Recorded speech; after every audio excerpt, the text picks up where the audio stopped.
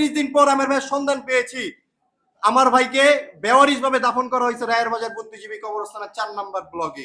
তো এটা জানার পর এই সুশীল সমাজ, এই ইন্টিরিম, এই উপদেষ্টা এদের দ্বারে দ্বারে ঘুরছি, প্রত্যেকটা দপ্তরে দপ্তরে ঘুরছি, প্রত্যেকটা সমন্বয়কের কাছে গেছি, আমাদের ভাইদের কবরগুলো শনাক্ত করেন ডিএনএ টেস্টের মাধ্যমে।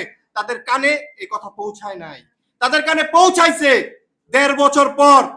আমাদের ভাইদের কবর সন্ধান করছে, ডিএনএ টেস্টের মাধ্যমে আমার ভাইয়ের কবর পাওয়া গেছে, শুধু পাইছি আমার ভাইয়ের হাড্ডি।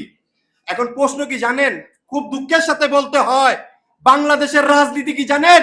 নোংরা। এই দেশের রাজনীতি হলো নোংরা। এই দেশের রাজনীতিতে এমপির ছেলে মরে না, মন্ত্রীর ছেলে মরে না, মরে সাধারণ ঘরের ছেলেরা। আর আর এই যে দেখেন, সবাই যে বলেন বাংলাদেশের জন্য জীবন দিবেন, জীবন দিবেন, বাংলাদেশের জন্য জীবন দেওয়া হলো বেথা। বাংলাদেশের জন্য জীবন দিবেন, দিক শেষে বাংলাদেশের জন্য জীবন দিবেন, দিক শেষে আপনার ফ্যামিলি দাঁড়ে দাঁড়ে ঘুরবে বিচারের জন্য, দাঁড়ে দাঁড়ে ঘুরবে আপনার কবর শনাক্ত করার জন্য, যার জলজান্ত প্রমাণ আমার ফ্যামিলি, এই শহীদ পরিবাররা।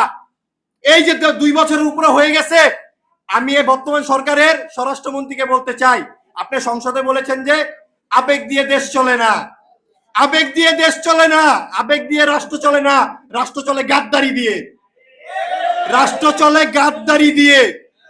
ইন্টিরিম বলেন, সমন্বয়ক বলেন, বিএনপি বলেন, এনসিপি বলেন, জামাত বলেন, তাদের স্পষ্টভাবে বলতে চাই বাংলাদেশের রাজনীতি নোংরা। এই দেশের প্রেক্ষাপটে আপনি বিপ্লবী হবেন, আপনি এই দেশের জন্য কথা বলবেন, দিন শেষে আপনাকে হত্যা করা হবে। একটা কথা আছে না, আমাদের দেশে সেই ছেলে বড় হবে কবে, কথায় না বড় হয়ে কাজে বড় হবে। সেই ছেলে বড় হয়েছিল, তাকে হত্যা করা হয়েছে, তার হত্যার বিচার আজ পর্যন্ত হয় নাই। তার জলজান্ত প্রমাণ ওসমান হাদি ভাই। এই ওসমান হাদি ভাই আমাদের অভিভাবক ছিল। এই ওসমান হাদি ভাই আমাদের জন্য কথা বলতো, দেশের জন্য কথা বলতো, প্রত্যেকটা মানুষের জন্য কথা বলতো। দিন শেষে তাকে হত্যা করা হয়েছে, তার হত্যার বিচার এখন পর্যন্ত হয় নাই। আমাদের ভাইয়ের হত্যার বিচার কি পাবো? আমি কিছু প্রশ্ন ছুড়ে দিতে চাই বর্তমান সরকার বলেন, রাজনীতিবিদ বলেন, তাদের কাছে। আজও কেন আমাদের ভাইদের হত্যার বিচার হলো না? আজও কেন আমাদের ভাইদের কবর সংস্কার হলো না? আজও কেন আমাদের ভাইদের জুলাই আগস্ট মাসে যারা বের হয়েছে তাদের সন্ধান এখনো পাওয়া যায় নাই? তার জলজান্ত প্রমাণ আমার ভাইয়ের খোঁজ যিনি পাওয়া দিচ্ছে, তার ভাই আজও নিখোঁজ। এই ফ্যামিলিটা এখন আমাকে ফোন দেয় কান্নাকাটি করে, ভাই আপনি তো আপনার ভাইয়ের সন্ধান পাইছেন, আমি তো আমার ভাইয়ের সন্ধানটাও পাই নাই। এই দুঃখের কথা কাকে বলবো বলেন?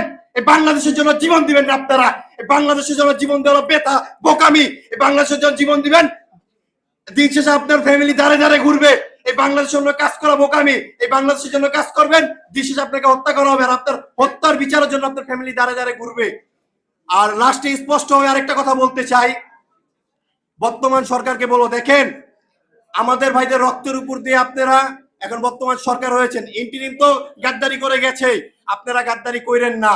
আপনারা যত দ্রুত সম্ভব জুলাই সনদ বাস্তবায়ন করেন, যত দ্রুত সম্ভব আমাদের ভাইদের হত্যার বিচার নিশ্চিত করেন, যত দ্রুত সম্ভব আমাদের ভাইদের যে স্মৃতি রাখা আছে সে জাদুঘরটা চালু করেন। এখনো দাঁড়ে দাঁড়ে ঘুরি আমাদের ভাইদের কবর সংস্কার করার জন্য। যেই রাষ্ট্রে, আর আরেকটা কথা বলি বর্তমান সরকারকে, আমাদের দেশে আমাদের ভাইদের হত্যার যদি বিচার নিশ্চিত না হয়, তাহলে দেশের সংবিধানে স্পষ্টভাবে লেখা হোক, বিচার চাইয়া লজ্জা দিবেন না। আমরা আর বিচার চাবো না, আমরা বিচার চাবো আল্লাহর কাছে। আল্লাহ ছাড় দেয়, ছেড়ে দেয় না।